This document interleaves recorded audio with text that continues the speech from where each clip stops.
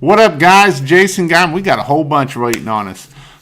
Jason Geiman here with PressureWashHelp.com. And today I got a good friend here, Jeremy. I met him a couple, probably 3 years ago. Yep. And he was starting to do Christmas lights, and that's how I met him. Well, he also does pressure washing, and I kind of named this. He's doing pressure washing in the middle of nowhere, and literally he is in the middle of nowhere. So when I say that, his town that he lives in is about 12,000 population, and his nearest town that he does a lot of work in, or the most, which is about 30 minutes away. I looked it up. It has about 35,000 people. So we're not talking a big area. And when I mean in the middle of Indiana, I mean in the middle of the cornfields and all that stuff. So I hope everybody's had a good Father's Day. I hope I see a bunch of people saying Happy Father's Day here. What up, Jason? Michael Moore, what up? So happy Father's Day to everybody. And so I met Jeremy. Like I say, he called me one day, and I was like, he was like, "Hey, Jason, I watched a bunch of your videos. I have this other guy that I watch too that is really cheap." I mean, did I say that out loud? I don't think Fred watches much of me, but if he is, he knows he's cheap. And so I've helped him too. And he's like, "I want to learn how to do Christmas lights." And I'm like, "All right." So I taught him how to do Christmas lights. So, but that's not what really I'm hearing. I want to hear what Jeremy's story is. So Jeremy, tell me a little bit who you are, where you're from, and what you do, and if you got kids and stuff like that. Well, we're originally from Columbus, Ohio, which was a population of about 300,000 people. We moved to the Connersville, Indiana area about 5 years ago. Moved our kids here just to kind of get away from the big city and all the drama there. So when we first moved here, we opened up a maintenance business that we ran for about a year. And while we were running that maintenance business, we actually got a request to do a pressure washing. So we went and pressure washed that house. It was about a $600 job. We did it the old school way. Didn't know anything about soft washing, downstreaming, nothing like that. Took us about 3 days. Big, huge 2-story house. And as a matter of fact, we just did that house again earlier this year, and it took us an hour and 30 minutes with 2 of us, and we still made $600. So that was pretty satisfying. But so after doing that house and pressure washing, I realized, I started doing some research on, easier ways to do pressure washing, and I started hearing about the soft wash, and I really dug into it, started learning a lot more about it. That's kind of where it all started. And we dropped the maintenance business and went straight head on with straight soft washing and pressure washing. Research. Awesome. I'm just making sure I've found somebody said you're really hard to hear, so I had to turn you up here a little bit more. Beth, let me know if that's good. I've turned it up some more. But so you did it the hard way. That was probably a lot of fun. Why did you keep moving on if once you took 2 days to do one house and get only $600? Well, because even still at the $600 still in 3 days, that's still pretty good profit, $200 a day, right? Before knowing about soft washing, obviously, but it's still, back then that was still good money. So I just started, like I said, I just Googled, easier way to pressure wash, and I'm pretty sure, I can't remember the guy's name. There's a common guy that's on a lot of YouTube channels where he's got a backpack sprayer on and he's spraying bleach. Dan's vlog. Yep, he charges $125 or something for a single story and $200 for a 2-story, whatever. So that's kind of where it all started, and then I got into all these Facebook groups, and I hit it real hard, learned just about everything I could possibly learn, man, and we've been doing it this is the start of our 4th year now. So you've been doing it 4 years, so how much, let's see, he's better, but you're much louder than him. Thank you. I'll bump me down here a little bit. So you've been doing it for 4 years. So what have you learned in those 4 years of how to get customers and all that kind of good stuff? For us, now, I think a lot of this depends on location and where you're at, but for us, the biggest return on investment has been yard signs. We just recently put out about 50 yard signs in our local area, and those are huge for us. I mean, we've done SEO. We get some work from that, but the bulk of our work comes from the yard signs. And when we actually first started our first year, I started late, probably in June. Ordered about 50 signs, put them up, and that's really what kicked our whole business off, was the yard signs. We went out and did a bunch of work. We did some free stuff for people just to kind of let us put some signs in, some heavier locations. Do a driveway cleaning for free just to put a sign there in a nice neighborhood. But that has definitely been the biggest return on investment for us, is the yard signs. Gotcha. And then obviously, after about the second year, third year is really when you start getting a lot of return customers, a lot of just referral-based business too. So probably 80% of our business is referral-based. I mean, we get a lot of calls just from where they've heard, because we always ask every phone call we get for an estimate, how'd you hear about us? And it's usually, I seen a sign, or you did such and such house. And one thing I can't stress enough to you guys is, if someone's already calling you and they've already talked to somebody that you've done work for, most likely they're pretty good friends or their family, and they've already discussed pricing of what they paid for that house.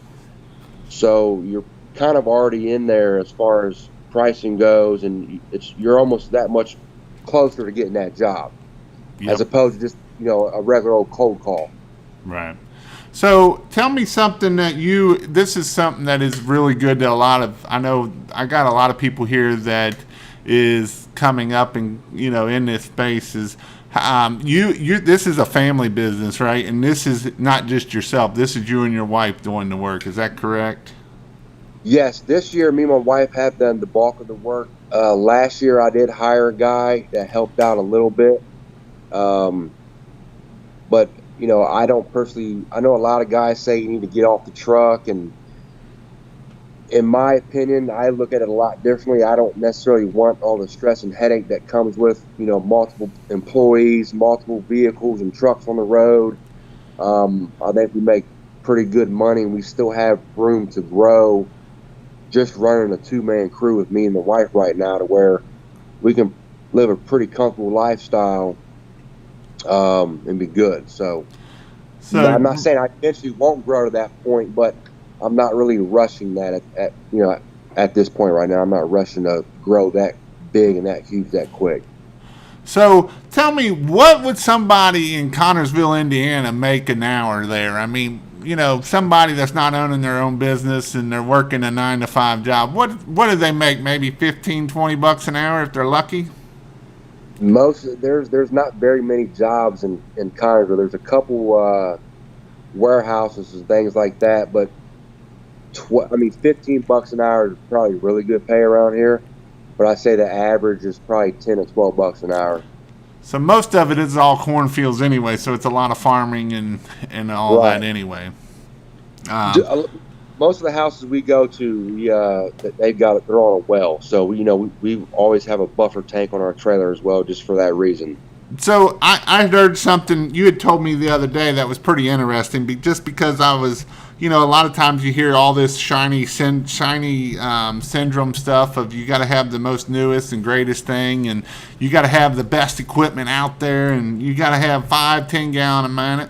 Tell me what kind of trailer do you run after 4 years of being in business? Just tell me, because it's kind of funny, to be honest, because it shows that you can make money no matter whether if you are working for if you're working with the best equipment, or you can make it with even the equipment you have. So tell me a little bit about your equipment.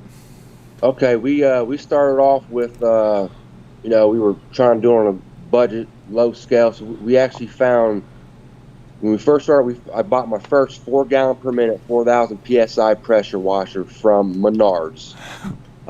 Believe it or not. And I know everyone says, don't go to a typical store and buy a pressure washer. Here we are at the beginning of our 4th year. That pressure washer is still up and running. Now I have put a new pump on it, which was like $350. So I've got $900, 950 invested in that pressure washer. It's still trucking along, maintaining it obviously is pretty crucial. But the second year we bought another one, same exact pressure washer. It's like, heck, we can get 2 years out of it. I'm good with that. So we've still been running those 2 pressure washers starting with our 4th year right now. And $1,200 for the 2 of them, and we made a lot of money with them. So you got 1,200 in that. Of course, you probably got some hose reels and stuff like that, just to make stuff simple. Buffer tank. So you probably got what, $3,000 in equipment, $4,000. Probably about $4,000, maybe 5 now, because I did upgrade to a double axle trailer this year because we do kind of haul some water. So yeah, I think you got 5-6 grand, and you've made 10, 20, 30 times that. So that's a good investment. So actually, Bazwiz here got a question here, and it is a good question, especially being for working with the wife. He said, very humble, but one question: working with the wife easy or challenging? To be honest with you, we get a lot of comments from our customers about how they think that we actually do work very well together. Me and my wife do get along very well. We work well together, and we actually get a lot of comments about that. So it's actually not challenging at all. I think it would be more challenging trying to hire an employee to keep up, because my wife can't actually keep up with me. Now, I'm a hard worker, so. And this is something that I know Beth has said something to me, and I have seen a lot more female are getting into this. This is something that a female can do. It's not rocket science. It's not hard. If you do, even if you did everything except roof cleaning, so you don't have to handle a big old 28-foot ladder, you can do everything from the ground. That's what I don't like doing roof cleaning. I don't like doing a lot of things, and the reason why I don't like doing a lot of things is because I'd rather do a house wash. You sit there and you're like, yep, and you're done. And it's easy and it's simple. And it's satisfying for me. It is anyway to watch the green, go green to clean, and that's why I like it. And that is something. And so that I know your wife. I was going through some pictures just to see what kind of that and your wife's not she's a tiny girl, and it's not something that she can keep up, and she gets it done. So yep. So. Tell me something about what in the last 4 years have you struggled? What has been one thing that was something to overcome or was a struggle?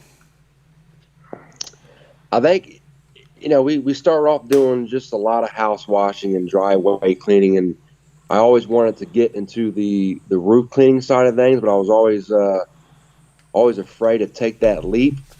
And that was probably just the biggest thing, was trying to take on additional services and kind of getting out of your comfort zone. Once you start getting so comfortable, you kind of want to try to stay in that zone. And I think it's good to always try to push yourself a little bit further. Because, roof cleaning, you can make $150, $200 an hour doing a house wash. Like I said, that first house we did for $600 when we first started the old school way, it took us 3 days. We did that in an hour and a half with 2 people. So you do the math there. It's pretty good money. The roof washing, in my opinion, I don't like doing it as much, but you got much more risk of, killing plants and stuff like that. So you got to charge more. And, we've got a minimum of $500 to even go out and do a roof, just because of the, the risk involved in it. So, but, I think a lot of people try to, you get on a lot of these Facebook groups, and like you were saying earlier, a lot of these guys say, go get the 8 gallon per minute, go, pretty much going balls to the wall, getting the biggest, baddest equipment you can get. But, if you don't have the work coming to you, you can have the biggest, baddest equipment you even want and have all that money invested, but it ain't going to do you no good. At the very beginning, your best money spent is getting by with the cheapest equipment you can really get, upgrade as you're getting to work, but put more of your money towards your marketing dollars. Yard signs, um, Google AdWords. However you choose to market, but at the very beginning, spend your money on marketing. Yep, I agree 100%. Beth asked a good question from Be Clean. Have you experienced burnout? Burnout. Yep. I don't think he has because he makes too much money and it's and he does it in a and he'll even tell you it's a part-time job almost. He's kind of like he's got these things called kids and they take a lot of money. So yeah, I mean, I figured it up last year. We worked a total of 189 actual working days, and usually, with me and the wife working, the kids are in school till about 2:30, 3 o'clock. Most of the time, we're back in time to pick them up. So it's been very part-time job for us, and we're still making pretty good money. So that's what I mean. We're not really pushing ourselves too hard yet. We can always push ourselves a lot more, and the potential is there to make so much more money, and eventually we will. But we're just trying to take it a little slow, one step at a time, really. So, yep. But we haven't gotten burnt out because I wake up in the morning when I schedule my jobs for the day. I know I'm gonna, a full day, 6-hour day. I'm gonna at least make $1,000, and that drives me. And that's something that I always, usually I would start getting burnout. Not really burnout, but I'd be tired of it come around, that August, September. But then you start hitting up Christmas lights, and that kind of cheers you back up. And then when you're about done with Christmas lights, you're about done with that, and then you're ready to get back washing. Especially you are in the same area. You're actually a little worse than us of getting bad weather, and you can't work a lot of times from November to March or April, depending on the winters here. And so that kind of gives you a break, and that kind of helps the burnout not really hit so hard. Yeah. We're usually done in about October, usually. And like you said, once that's done, we're gearing up for Christmas lights, and we're getting pretty excited about that. And then as that's kind of coming to an end and we're doing our takedowns, we're kind of like, I'll be glad when this stuff's over, being out in the cold and stuff. But then we start looking forward to pressure washing starting back up. So it definitely keep you going and keep you motivated. Besides the 2 pressure washers, do you have a soft wash system, or what kind? Are you just using a batch mix or what? No, yeah, I don't use any kind of proportion or nothing. I try to keep things pretty basic and simple. I'm a pretty simple guy, so I've got, like, for our roof cleaning and stuff like that, if I need to apply a stronger mix, I use my Fat Boy Bandit that we got from Pressure Tech. From when we first started, probably the end of our first year, we bought that. So that's what we use for our roof cleaning. I try not to get too technical and crazy with it. Now, eventually, I can see where, you could actually increase, efficiency doing it that way. But until we actually really need to do that and not make things so complex, we try to keep things simple and, like we just downstream, and it's pretty simple. So, thank you, Benjamin Baker, for the $20 super chat. He's about he's on the other side of Columbus, so just go down 70 and you'll hit Benjamin Baker, and he's another one that's been very successful in pressure washing. He says, glad to hear your success. Pretty awesome you get to do it with your wife. And so, and I know Jeremy's a very good family person. He loves it. He works around his kids and family versus this business. And I think, a lot of times that we get into that success-driven mode that we got to go, and we forget our family sometimes. And, at the end of the day, I know this better than, a lot of times we think, we just got to grind. And that's not the case always, He's making a very comfortable living. He's making over 6 figures. And, it is something that he's able to do it, working 6 hours a day, maybe 7, 8 time you figure some time at night that you're doing billing and stuff. He's having time with his kids. His kids do the same kind of mind. They love horses, and that's expensive, and they go do that stuff, and that's family time with him, and that's what that's what owning your own business is all about. It's not if you want to grow this business to be so big that you but it's going to swallow if you're not careful. And so that's what if you can grow a business to be successful, and that this is why you don't want to be the $99 guy, because if you're the $99 guy, that means you got to do 10 jobs to make $1,000. Yep. Or you can make $300 a job and work 6 hours, and you're at $900 to $1,000, $1,200 all day long. And so them are some reasons why I believe personally that family is very important. And I believe it even more now that the older I get is your kids grow up, and if you're not careful, they'll be gone before you know it. I got an 11-year-old and a 6-year-old, and it don't seem like either one of them's 11 and 6. And I know you got kids too, and I know you're very good at family with that, and you put your family first. Exactly. Jason, where is he located? He's located in Connersville, Indiana. It's kind of southeast of Indianapolis. We're in between Indy and Richmond, Indiana, but closer to the Richmond side. Yeah, just across the Ohio border. I'm just reading. Right location in Ohio, a second location, but under a different name. So we are venturing out a little bit.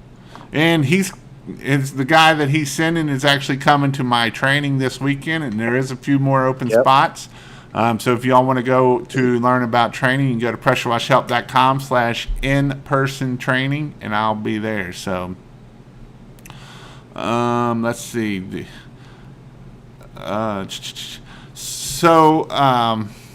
No. So this is a good question. Knowing everything you know now, what would you do or not do starting out? And this is a good question because he's actually helping start another location in Ohio. So knowing what you know now, what would you do or not do starting out? To be completely honest, I don't think I would really change anything, because we started off slow. We didn't go we didn't go in debt getting a bunch of equipment. We paid cash for everything. As we grew and started, having more money coming in, and we would get another piece of equipment. Some guys prefer to try to run 8-gallon per minute machines, and that's great. But the way I look at that is, and this is kind of some advice, is if you plan on having another worker with you, like with us here in Connersville and running off wells, there's no way I could run 2 8-gallon per minute pumps. No way. We would not keep up with water. So the most I could probably do is 2 5.5s, and we will eventually upgrade to that once our Menards pressure washers actually break down and take a crap on us. But I like the versatility of having 2 pressure washers and 2 people. If you're doing a house wash, you can split that house in half. I feel you're more efficient that way, because you're not, cutting your steps down from walking all the way around the house and then back around. You can split that house in half, or have one person doing the driveway. Plus, if you've only got 1 8-gallon per minute machine as opposed to 2 4-gallons or 2 5.5s, whatever, if that 8-gallon per minute machine breaks down on you, you're kind of out of business. You can't work to get that fixed. With ours, we luckily will have a backup still, so we try to run it to where we don't screw ourselves, to where we always got we got versatility as far as backup machines and stuff like that too. So, but I honestly don't think I'd change anything. Like I said, I don't think we're perfect by any means, but I think we did it all right from the beginning. I think a lot of that was just the research that I've done, and just kind of taking it slow and not trying to look like the big man like that. A lot of guys like to get that big fancy brand new $50,000 truck, and then they're in debt and then they can't get out of it, and they don't have the work coming in, and then they're screwed, and then they're trying to sell all their equipment. I mean, you see it all the time. I've seen it for many years. You can buy cheap equipment sometimes because of it. Yeah, I started off in the back of I think it was a 99 Ford F-150. I built a little wood pallet back there and bolted my pressure washer down, had my surface cleaner and my hose reels back there. I did that for the entire first year, man. So tell me, I know you talked a little bit about, somebody asked a question too, how do you retain your customers? But what systems do you use to make stuff easier so that you can keep track of everything? We primarily use House Call Pro, and that has been a godsend for us. I mean, that House Call Pro, in my opinion, is worth its weight in gold. I mean, all of our estimates go through there, invoicing, it keeps track of all your customer database. When you actually put an estimate into House Call Pro, it keeps all your stats up. So it'll tell you how many estimates you've got open, how many you won, how many you lost. I mean, it keeps very good record of everything. Unpaid invoices. But one thing I like about it is, you send an estimate. We pretty much run our entire business through my phone. So I can get a phone call like right now, and someone wants an estimate. While I'm on that phone, I can pull up House Call Pro. I enter their information in. Tell them I'll give them a call back within 10 minutes. I hop off the phone. I can pull up their property card online, or even do a Google image and get a measurement. And we pretty much got a base price per linear foot around the property, whether it's a 1-story, 2-story, story and a half, whatever it is. So I can have that estimate sent to them within 10 minutes. And, a lot of times that's part of winning a lot of bids, I think, is getting that estimate over to them as quick as possible. Because we've actually been told a lot of times where, hey, we appreciate the fast estimate. We're waiting on another guy. We'll get back to you. And this guy may say, hey, we're going to schedule your estimate for next week. And they get tired of waiting on him. He doesn't show up. And then they say, hey, we're just going to go ahead and give you the job. Because, number one, we trust you and we like the system you use. It's, looks very professional. And we won a lot of jobs just because of House Call Pro. Yeah, and if you want to check out House Call Pro, you can go check it out at pressurewash.com/housecallpro. And you will buy me a couple cups of coffee and my kids some stuff. So I'd appreciate that. But I agree 100%. In either, the customer factor versus somebody asked customer factor versus House Call Pro. I've seen House Call Pro. Customer factor is another good one. It's a little bit on the cheaper side of things. It's a little bit more clanky, but we'll see how. I've heard that there's some more updates to it. The entry level for House Call Pro isn't much different than customer factor, but I know Jeremy likes. Do what now?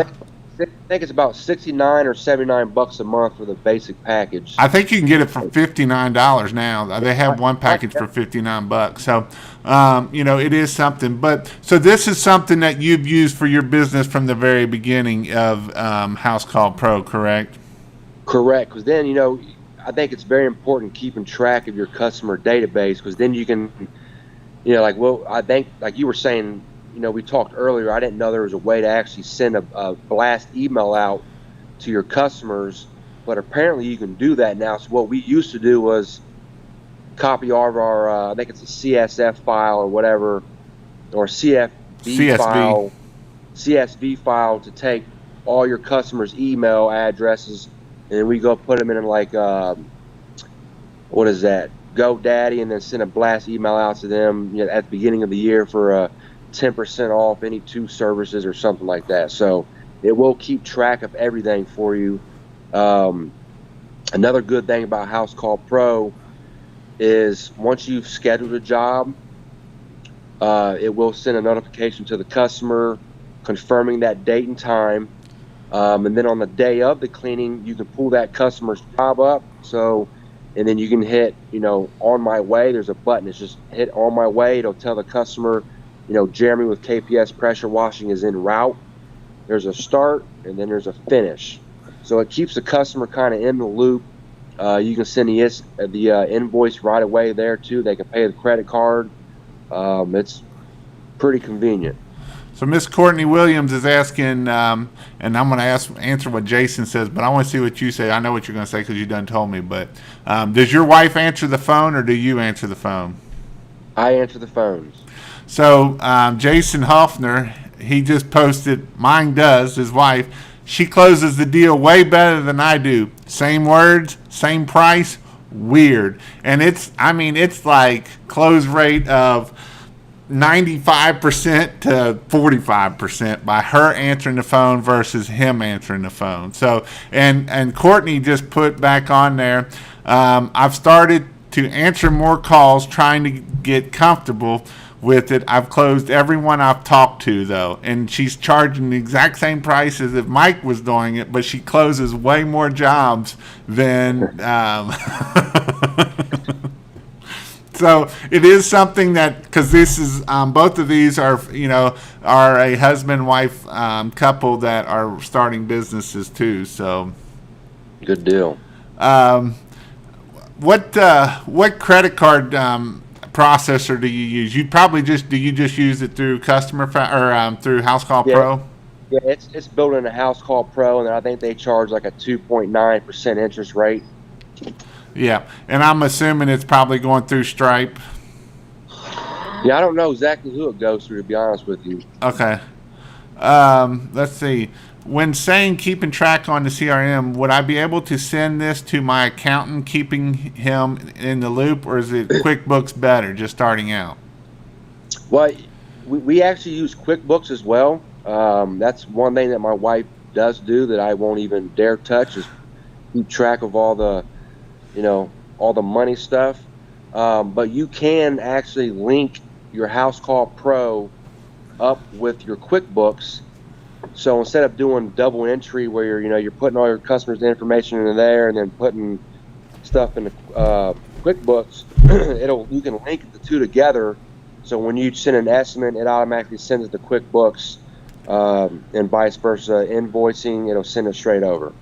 And I know that the CRM, the House Call Pro, it does have an email sequence that you can send out, kind of like Responsibid, but they did just link up with Responsibid. So if you're using Responsibid, you can actually use the two together, and that way you can, go for packages and all that kind of stuff. Tell me something that has been a great success that you did, that when you did it, that you did, that you tried something and hey, that worked out really well. Like as far as marketing or anything, I don't care. Probably marketing. Oh, I can tell you, when we first started, I went and printed out probably 2,000 flyers, and I didn't get one single phone. I mean, I went door to door. We dropped them off. You got your exercise though, didn't you? Didn't get one single phone call from a flyer. So I don't even waste my time with flyers. Yard signs, I cannot stress that enough. You can get 100 signs for $300 with the stakes, and one job will pay for that. So that's your best bet, in my opinion. Yep, I agree. Do you all recommend any services similar to Home Advisor? No. I hate Home Advisor.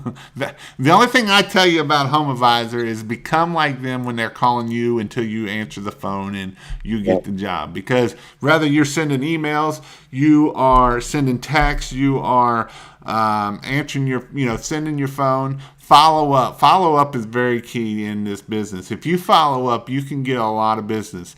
And I don't know if how well you're on your follow up, but follow up. When I was in business, I was following following up, it was like 7 times in the first 14 days, whether that was an email, that was a phone call, or that was a text. And a lot of times that number 14 would get you a lot of jobs closed. And the reason why that gets you a lot of jobs closed is because the email read like, hey, I know you're looking for other companies trying to do this stuff, and they're not getting back to you. You probably ought to just go ahead and book with us. And went along something along those lines because, who was it? Somebody, Jason from Florida. He was trying to get some quotes on how much to do window cleaning and stuff. And he said he called like 7, 8 different companies. And you know how many people answered their phone or called him back? Goose egg. So, that's the number one thing in a small business is you have to answer your phone. You have to answer your phone no matter if you're on that wand. And if you can't answer the phone, get you an answering service. It's not that expensive, and it's something that will blow your business up is answer your phone. What's your thought on answering the phone? It's very huge. And as a matter of fact, I think I was telling Jason, I think the other day when we talked, we've got about an 89% approval rating, which technically is pretty high, which means that we could probably raise our prices even more. But I think a lot of that has to do with, again, we answer our phone when they call. Response time is very quick. We give the estimate very quickly. And I also take the time to call the customer back on the phone instead of just, hey, Miss Jones, your price is $286. Let me know if you want it done. No, I will sit there and say, okay, well, this house wash is going to include the faces of your gutters, the soffits, all your fascia trim, all your siding, your porch overhang, ceiling, railing, and it also includes a treatment that's going to kill the algae and all the organic growth, which will keep it cleaner for longer, and without the risk of using high pressure. And one thing I love about House Call Pro, and I'm sure you can do it on all the other ones, is it's almost kind of like putting a fear into the customer because, there's a lot of guys out there doing pressure washing, especially right now. They're on the Facebook groups. Hey, I'm out pressure washing houses this Saturday. If you want it done, let me know. So I kind of put the fear into the customer, and when I send the estimate, I kind of give them a heads up about why we don't use high pressure and what, the damage that can be done. And then I send photos of houses that were damaged by using high pressure to every customer. And usually they reply with, go ahead and get me scheduled before we even get off the phone after I call them back with the price.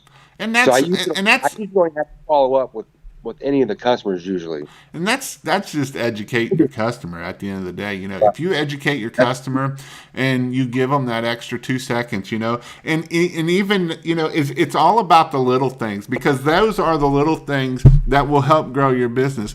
Those are the little things that will get you those 5-star reviews at the end. If we educate our customer and we're not just trying to, well, that's $300, bye. If we educate our customer and we get a good script down, Jason's talking about a script, we got a good script down, which you're talking about, we're the house wash, da-da-da-da-da.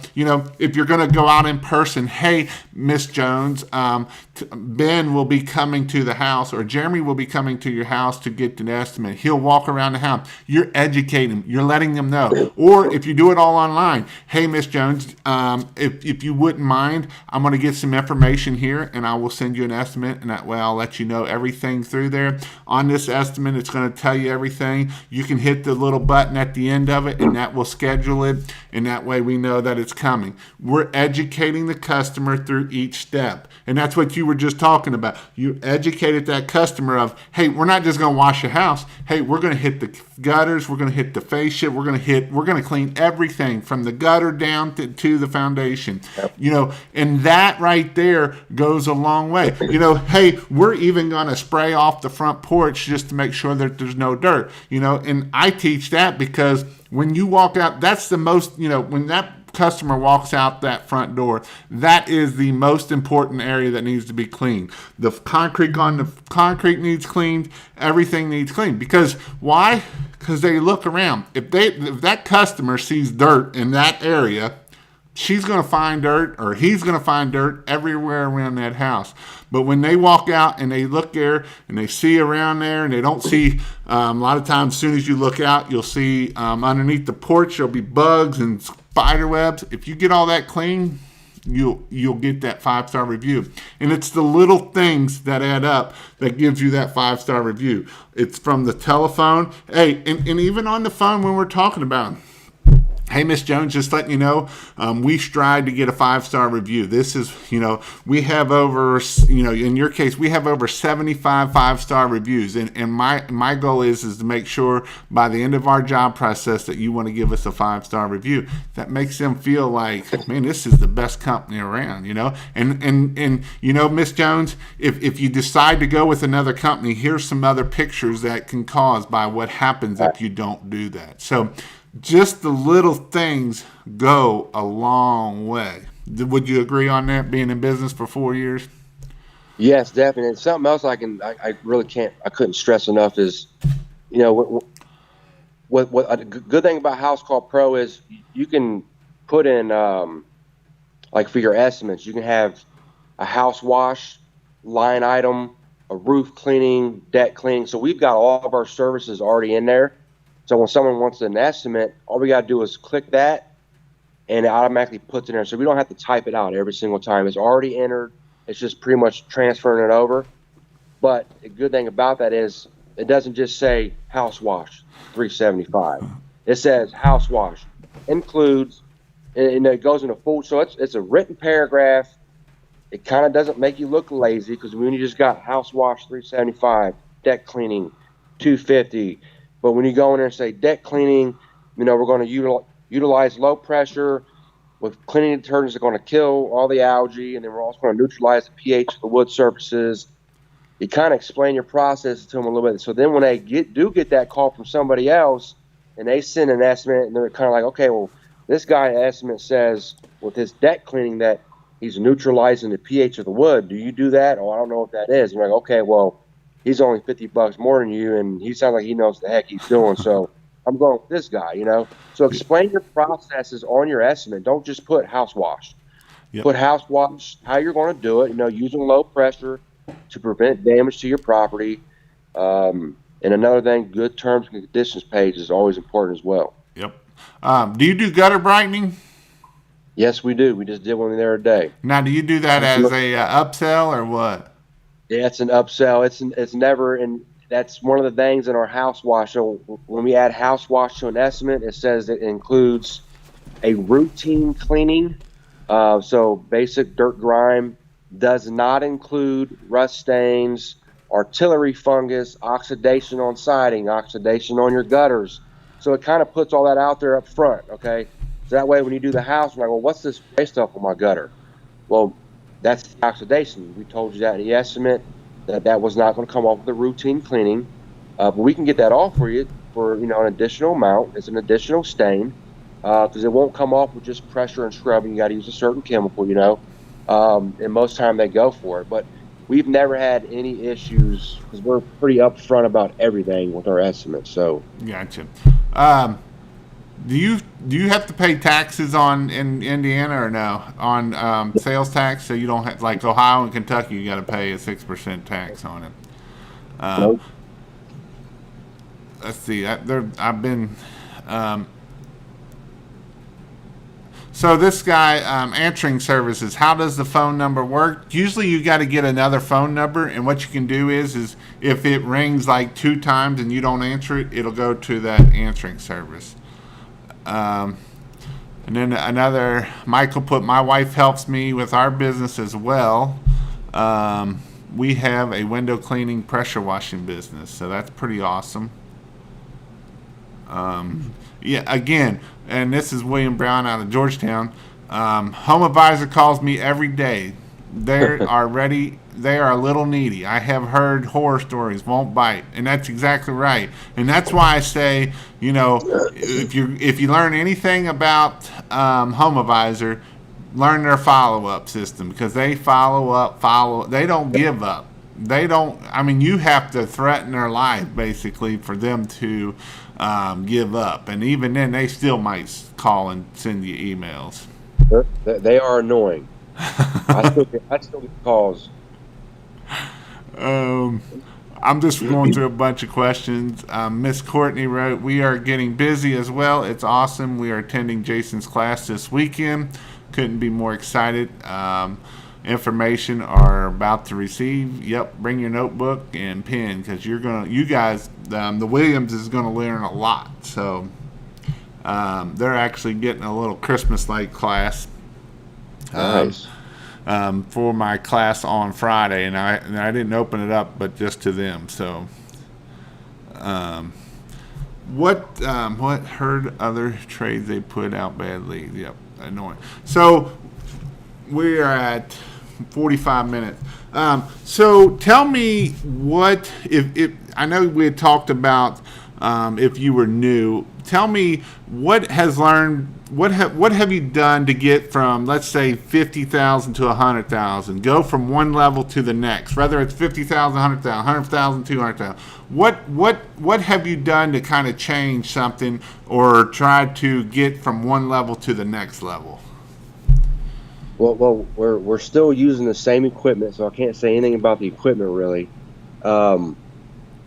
Kind of goes back to, again. Tell me a little bit about one thing you had told me before we started is you said the two ways that you got business, and what this question kind of goes off of the second thing that you get business off, and that's referrals. And tell me, how are you getting your referrals from other customers?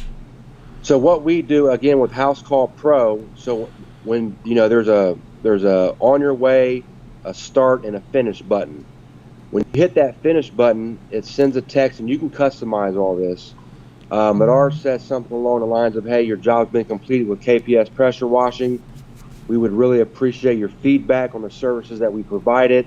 And we provide our Google business link for them to leave us a review.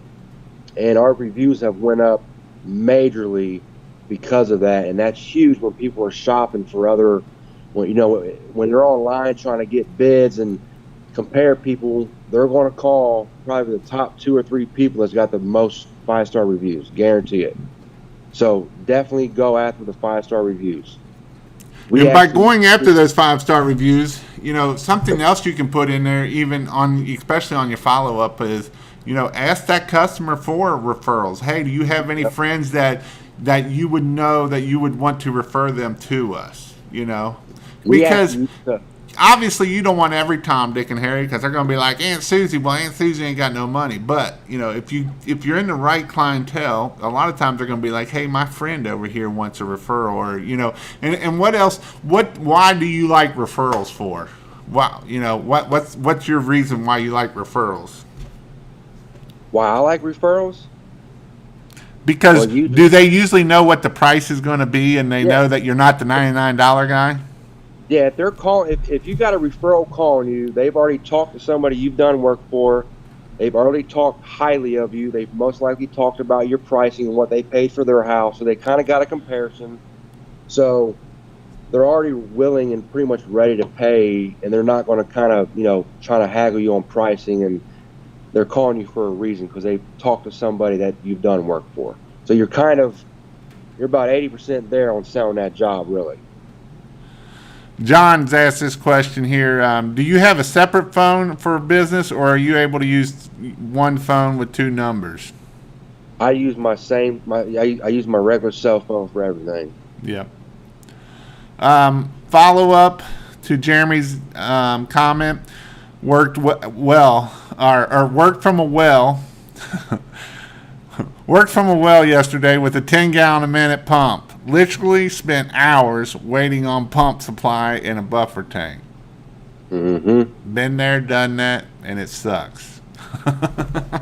Yeah, that goes back to, if you have a big buffer tank, and that's fine. If you have a big buffer tank, this goes back to make sure you're full at all times. Make sure you have a vehicle that can pull it. Make sure you have a trailer that can haul it. Because the last thing you want to do is kill somebody because you don't have either one of those. If you don't have either one of those, then go with a smaller buffer tank, because then you don't take as much to fill up, but 10 gallons in that 275 gallon tank is probably that much. Where 10 gallons in a smaller buffer tank is going to be this much. And so that's going to be able to allow you to work in that. But I've been in that situation, and it does suck. I had a house. It's actually kind of out your way. It was over by the Indiana borderline, and she would call us about every year. And we'd go out there, and it was on it was on a cistern.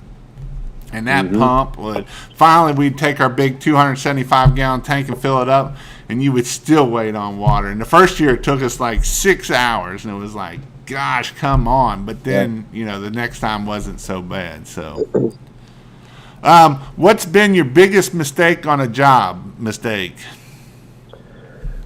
Biggest mistake I've had is probably doing a roof cleaning, which is why you charge more for them. Thankfully, the customer kind of let it go. I did agree to make things right, but we had a situation where we did the roof cleaning. We don't bag the gutters or nothing like that. This is the only problem we've ever had with actual roof cleaning was there was one gutter that was coming out, and mind you, there was multiple gutters, downspouts, going right into, smaller bushes. But there was this huge, probably 35-foot pine tree, and for some reason, it drained right out into these roots when it rained, apparently. And there was like just one little patch in like the center of this pine tree that had a burn section. So I told her, I said, we definitely didn't spray that up there. Only thing I can think of is it hit a section of roots, and those roots are tied to that little patch up there.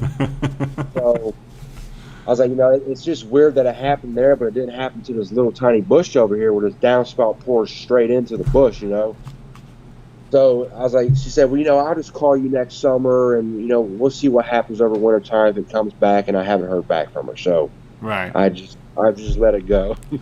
Yeah, Jason actually sent me a video. He played taps for a few plants myself. He sent it to me with taps playing. Yeah. And, we actually had an issue here back in early May, I believe. We had a couple days of frost that hit some people pretty hard and a lot of plants around here. And we went and hit it. We did a house wash, and that morning it was like 20-something degrees. It got pretty cold, but it warmed up pretty quick. Just so happened we did the house wash later that day, and they called about a week later and said that all these plants had been fried from our solution. Right. Well, I kind of dug into it, and it did happen that there was a frost that day. We did that house wash, and I told them about it. I said, they were sending me all these pictures, but there's like bushes where there was nothing damaged, where you spray in the gutter line and the soap's dripping straight from the gutter down on the top of the bush.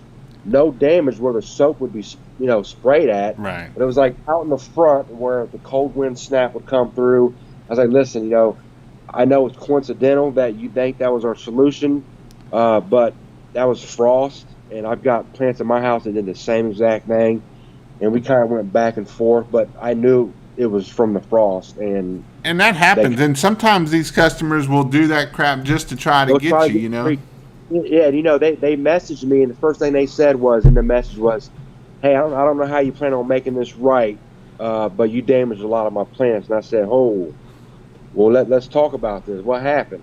Send me some photos. And had I came across that way, I probably would have worked with them and probably, maybe replace some stuff. But they came across as they was wanting to get some free stuff really quick. So Jason is from Florida, and he wants to know what's frost. Yeah. Well, being in Florida, frost is when you get a real bad cold snap, and the plants that have already bloomed in May have pretty much get fried, and they practically die from the moisture in the air and the freezing temps. And he's in the middle of Indiana, nowhere Indiana, and it gets really cold there because they have to build trees around their houses to keep the wind off of them. So, John, thank you for the super chat. I appreciate it very much. Bad Viz, thank you for the super chat. I appreciate it. My swivel is going out. My swivel keeps going out. How can I have an L bracket set up, the fittings on the side of the reel? I did a video on that. If you check out that video, that's a good way to do it. And that is, you'll need a bulkhead fitting to do that. And I actually, the link on there sends you to somewhere where it does it. So Yeah, we actually changed our stuff over like that on our surface cleaner too this year. so you don't even use your handgun on your surface cleaner. Yeah, we bypassed that, went straight to a 3/8 hose all the way down, straight into that bulkhead. So control with the ball valve. So Jason put, "I'm just kidding," and then he put, "I seen Christmas movies," so he's actually seen some snow that way. Is that Jason Kemper? That's not Jason Kemper. No, Hoffner. Okay. Hefner. How do you keep your equipment from freezing up in the winter months? Well, thankfully now we got a heated garage, but typically, when October hits, and as soon as we start getting freezing temps, we pretty much shut it down anyways, and run everything through it to keep it from freezing, antifreeze, whatever you guys want to use. But we don't. This year, that having a heated garage, we made kind of, because it's kind of a pain in the butt to pull everything out and then have to go through all that step and winterize everything again. But being in a heated garage this year, we may try to get out and do some jobs when we kind of get those 50-degree days in the middle of December like we've gotten before. So how many trucks? 1 or 2 man crews? He's got one truck, and it's him and his wife, pretty much. So,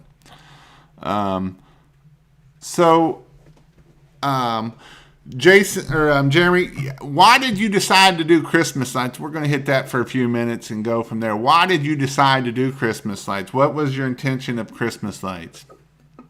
Well, I was, the first couple of years I was kind of bored sitting around all winter time because we don't pressure wash in the winter, obviously. So, and I seen this guy, Jason Geiman, all these videos he was posting about how much money you could make on it. So I got pretty intrigued, and seen the prices he was getting. I actually called Jason up and talked to him about it, and we went ahead and again went and got a bunch of yard signs, put them up.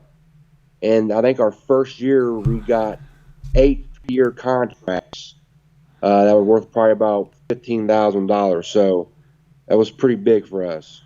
So Christmas lights is a good thing to have for some Christmas money, isn't it? Definitely.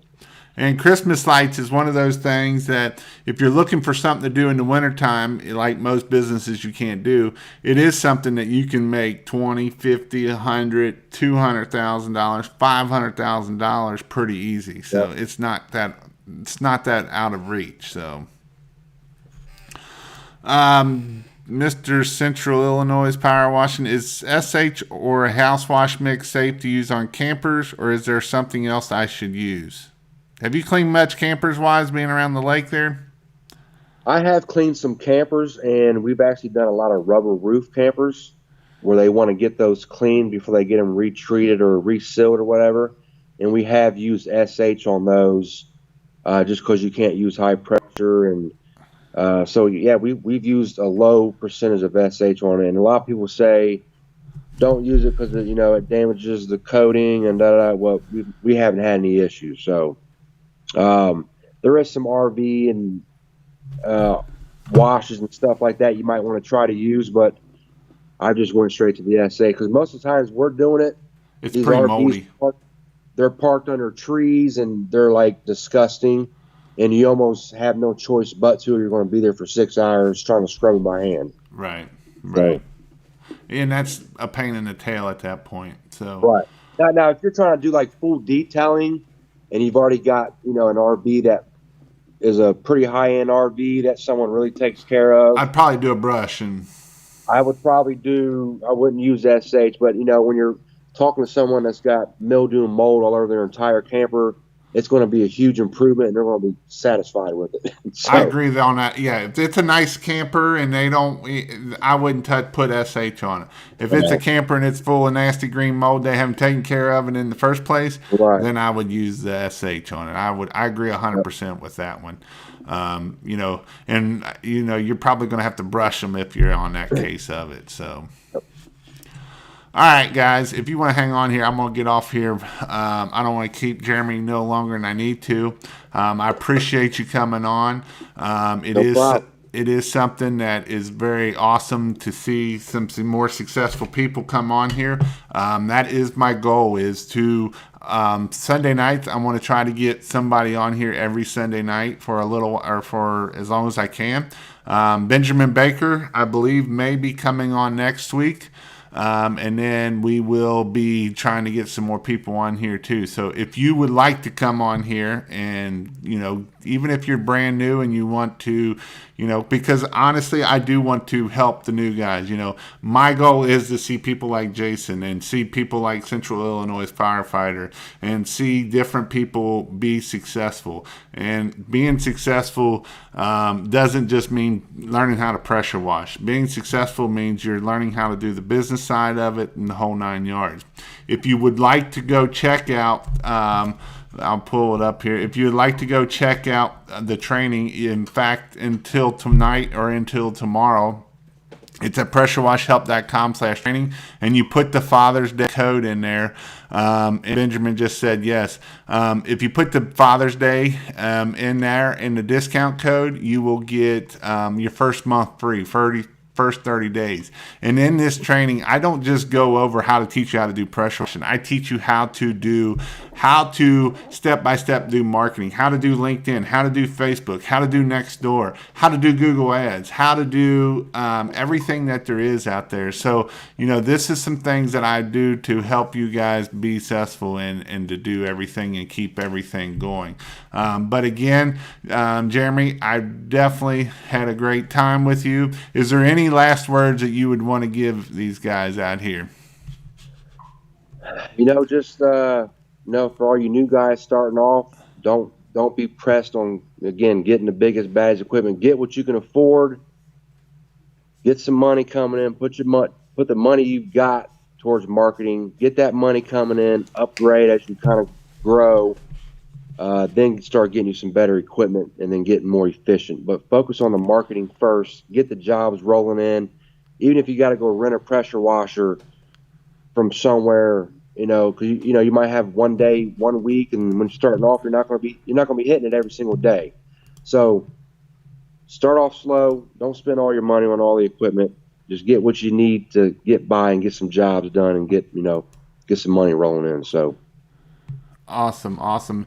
Again, happy Father's Day. Thanks for everybody coming out here on Father's Day and listen to us talk and yak a little bit and learn. Hopefully you all learned something and you can go out there and become pressure washing kings of your area. So I actually just bought the website King of Pressure Washing. So that's going to be my training site. And I'm trying to come up with some slogans. So if anybody's got some slogans, send them my way, put them on somehow or another, and I'll get them. But I'm trying to come up with a slogan. It's a little bit of, I'm the king of pressure washing to help you to become king in your area. So along those lines, I don't know. It's kind of corny, but I might piss some people off, but it's always fun to give a little poking. So hopefully y'all have a good night. Happy Father's Day, and I'll see y'all later. Good night. Hang on. Guys.